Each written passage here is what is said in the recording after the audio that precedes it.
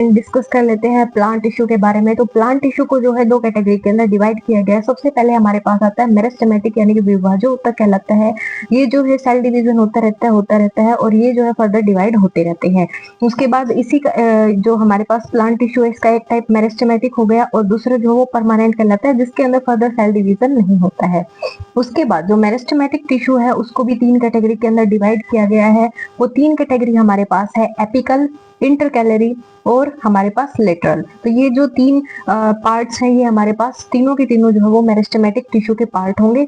वही बात कर लेते हैं हम परमानेंट टिश्यू के बारे में। तो परमानेंट टिश्यू को भी फर्दर दो कैटेगरीज के अंदर डिवाइड किया गया है। एक है हमारे पास सिंपल परमानेंट टिश्यू और एक है हमारे पास कॉम्प्लेक्स परमानेंट टिश्यू।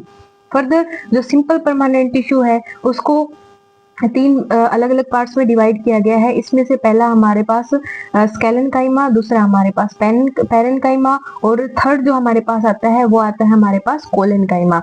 इसी के साथ साथ जो हमारे पास कॉम्प्लेक्स परमानेंट टिश्यू है उसके जो पार्ट है वो दो है, वो है जाइलम और फ्लोएम।